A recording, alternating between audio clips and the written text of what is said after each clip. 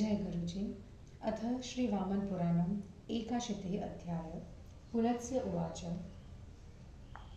इरावतीमनुप्राप्य पुण्यं ताम्रूषिकन्यकां स्नात्वा सम्पूजयामास चैत्राष्टम्यां जनार्दनं नक्षत्रपुरुषं चित्वा व्रतं पुण्यप्रदं शुचिः जगाम स कुरुक्षेत्रं प्रह्लादो दानवेश्वरः एरावतेन मन्त्रेण चक्रतीर्थ सुदर्शनम् उपामन्त्र्य ततः सन्त्रो वेदोक्तविधिना मुने उपोष्य क्षणदां भक्त्या पूजयित्वा कुरुध्वजं कृतशौचो जगामाथ द्रष्टुं पुरुषकेसरीं स्नात्वा तु देविकायां च नृसिंहं प्रतिपूज्य च तत्रोष्य रजनीमेकां गोकर्णदानवो ययो तस्मिन् स्नात्वा तथा प्राचीं पूज्येशं विश्वकर्मिणं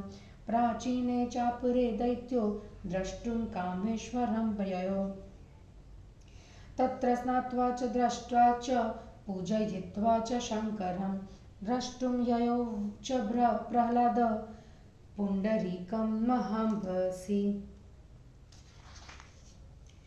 तत्र स्नात्वा च द्रष्टा च सन्तर्प्य पितृदेवता पुण्डरीकं च सम्पूज्य उवास दिवसत्रयं विशाखपूये तदनु दृष्ट्वा देवं तथा जितं स्नात्वा तथा कृष्णतीर्थे त्रिरात्रं न्यवसुच्छुचिः ततो हंसपदे हंसं दृष्ट्वा सम्पूज्य चेश्वरं जगामासो पयोष्णायां खण्डं द्रष्टुमीश्वरम् स्नात्वा पयोष्णया सलिले पूज्याखण्डं जगत्पतिं द्रष्टुं जगामतिमान वितस्तायां कुमारिलं तत्र स्नात्वार्च्य देवेशं बालखिल्येर्मरीचिपे आराध्यमानं यत्तत्र कृतं पापप्रणाशनं यत्र सा सुरभिर्देवी स्वसुतां कपिलां शुभां देवप्रियार्थमसृज्य द्वितार्थ जगतस्तथा तत्र देवहृदे स्नात्वा शम्भुं सम्पूज्य भक्तितः विधिवदद्धि च प्राश्च मणिमन्तं ततो ययो तत्र तीर्थवरे स्नात्वा प्राजापत्ये महामतिः ददर्श शम्भुं ब्रह्मणं देवेशं च प्रजापतिं विधनास्तस्तु तान् देवान् पूजयित्वा तपोधनं षडरात्रं तत्र च स्थित्वा जगां मधुननिन्दिनं मधुमत्सलिले स्नात्वा देवं चक्रधरं हरं शूलबाहुं च गोविन्दं ददर्श दानुपुङ्गवः। नारद उवाच। किमर्थ भगवान् शम्भुर्दधाराथ सुदर्शनं शूलं तथा वासुदेवो ममैतद्ब्रूहि पृच्छतः। पुलत्स्य उवाच। श्रूयतां कथयिष्यामि कथामेतां पुरातनीं कथयामास यां विष्णुर्भविष्यमनवे पुरा जलोद्भवो नाम महासुरेन्द्रो घोरं स तप्त्वा तप उग्रवीर्यः आराधयामास विरञ्चिमारात स तस्य तुष्टो वरदो बभूव देवासुराणामजयो महाहवे निजैश्च शत्रैरमरैरवध्यः ब्रह्मर्षिशापैश्च निरीप्सितार्थो जले च वह्न्यो स्वगुणोपहर्ता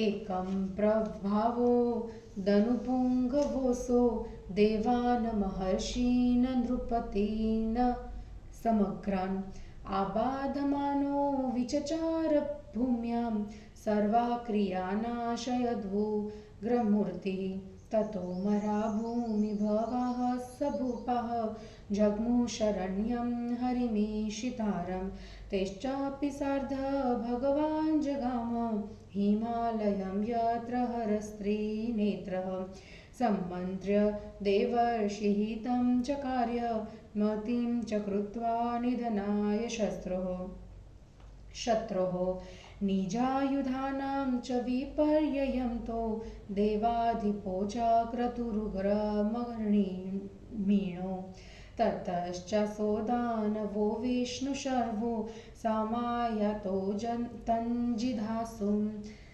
सुरेशो मत्वा जयो शत्रुभिर्घोररूपो भयातो ये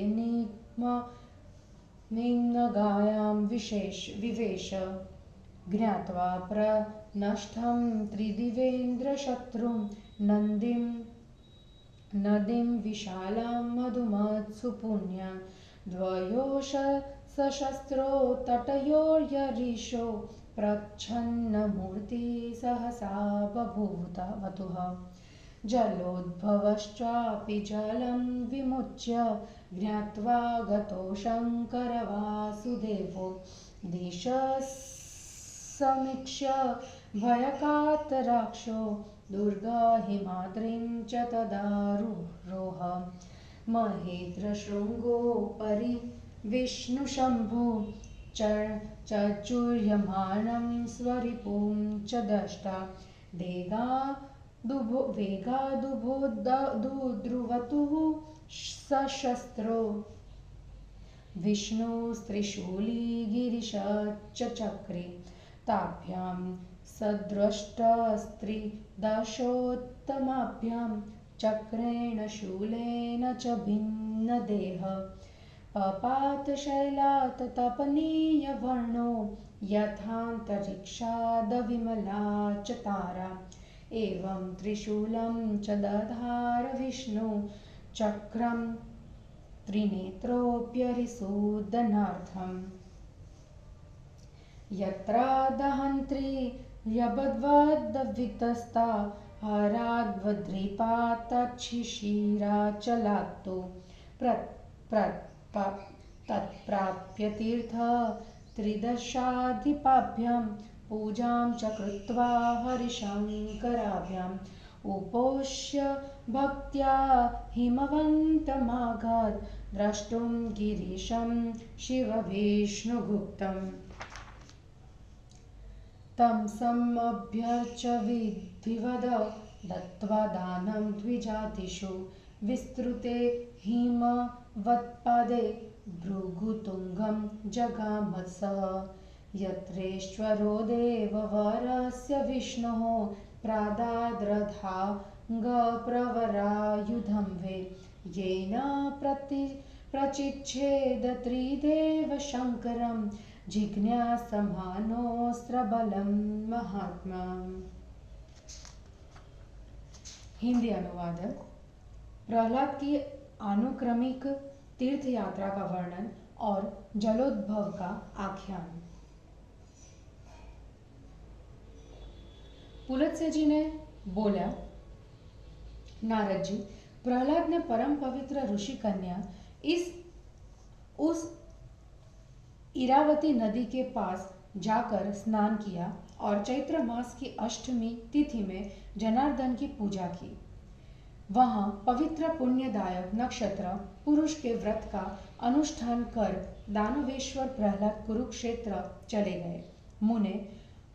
उन्होंने ऐरावत मंत्र से सुदर्शन चक्र तीर्थ का आह्वान करके वेद विहित विधि से स्नान किया।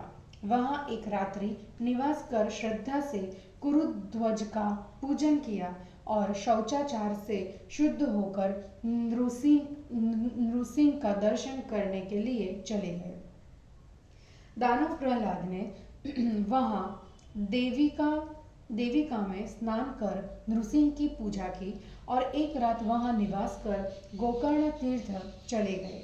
वहां प्राची पूज्य पूजक के मध्य स्थान में स्नान कर पहले उन्होंने विश्वकर्मा भगवान की पूजा की। उसके बाद दूसरे प्राचीन परकोटा या चहारदीवारी में कामेश्वर का दर्शन करने के लिए गए। वहां स्नान करने के बाद शंकर भगवान का दर्शन और पूजन कर प्रहलाद श्रेष्ठ जल में स्थित पुंडरीक का दर्शन करने चले गए। वहां भी स्नान कर उन्होंने पितरों का तर्पण और पुंडरीक का दर्शन पूजन किया। 3 दिनों तक वहां निवास किया। उसके बाद विशाख युग में देव अजित का दर्शन कर उन्होंने कृष्ण तीर्थ में स्नान किया और 3 रात्रि तक वहां भी पवित्रता पूर्वक निवास किया। उसके बाद हंस पद में भगवान हंस का दर्शन एवं पूजन कर वे पयोष्णी के समीप में अखंडेश्वर का दर्शन करने चले गए। पयोष्णी के जल में स्नान कर उन्होंने जगतपति अखंडेश्वर की पूजा की। उसके बाद बुद्धिमान प्रहलाद जी वितस्तार में कुमारिल के दर्शनार्थ चले गए। वहां स्नान करने के पश्चात सूर्य की किरणों का पान करने वाले बालखिल्यों से आराधित किए जा रहे पापों को नष्ट करने वाले देवेश का पूजन किया, जहां देवी सुरभि ने देव की प्रीति एवं जगत की भलाई के लिए अपनी पुत्री कल्याणी कपिला का त्याग किया था। वहां देवरथ में स्नान कर उन्होंने भक्तिपूर्वक शंभु का पूजन किया और विधिपूर्वक दही खाने के बाद मणिमान तीर्थ में गए। प्रजापति के उस उत्तम तीर्थ में स्नान कर महामति प्रहलाद ने शंकर ब्रह्मा एवं देवेश प्रजापति का दर्शन किया। पुलत्स्य जी कहते हैं कि तपोधन विधि पूर्वक उन दो देवों का पूजन करने के बाद वहां 6 रात्रियों तक निवास कर वे मधुनंदिनी में चले गए। मधुमत के जल में स्नान कर दानव श्रेष्ठ प्रहलाद ने चक्रधारी शिव और शूलधारी गोविंद का दर्शन किया। नारद जी ने पूछा, मुझ प्रश्नकर्ता को आप कृपया यह बतलाइए कि भगवान शिव ने सुदर्शन और वासुदेव ने शूल क्यों धारण किया था। पुलत्स्य जी बोले, नारद जी सुनिए, मैं इस पुरानी कथा को कहता हूँ। पहले समय में इसे भगवान विष्णु ने भावी मनु से कहा था। जलोद्भव नाम का एक महान दैत्यपति था। उस शक्तिशाली दैत्य ने घोर तप कर परिश्रम से ब्रह्मा की आराधना की। संतुष्ट होकर ब्रह्मा ने उसे वर दिया कि युद्ध में उसे देवता एवं दैत्य नहीं जीत सकेंगे। देवों के अपने शस्त्रों से भी उसका वध नहीं हो सकेगा। ब्रह्मर्षि के शापों का भी उसके ऊपर कोई प्रभाव नहीं पड़ेगा और जल एवं अग्नि का भी प्रभाव नहीं होगा।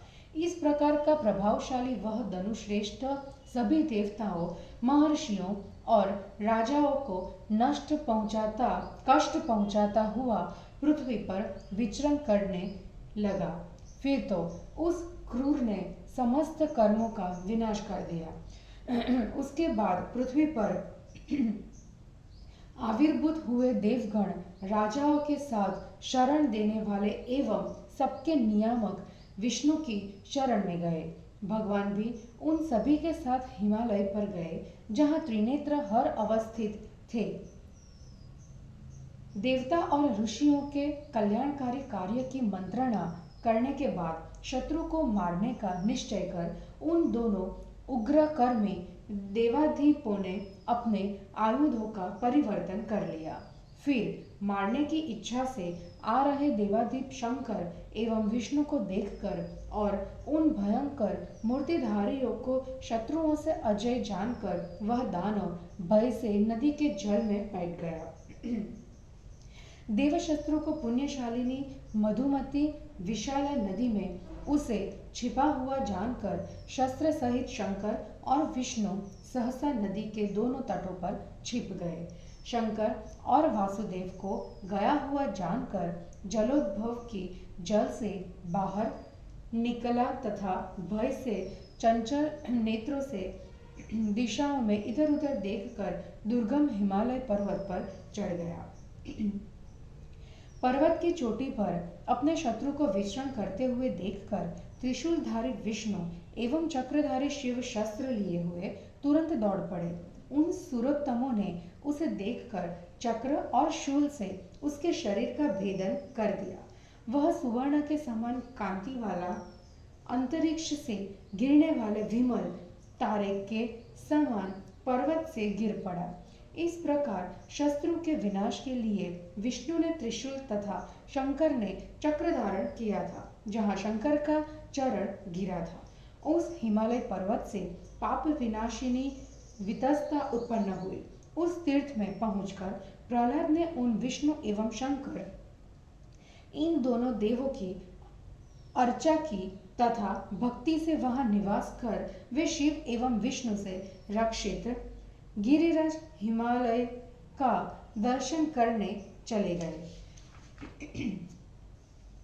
प्रहलाद वहां विधि के अनुसार उसकी पूजा करने के बाद ब्राह्मणों को दान देकर हिमालय के विस्तृत चरण में उपत्यका में विद्यमान भृगुतुंग तीर्थ में गए।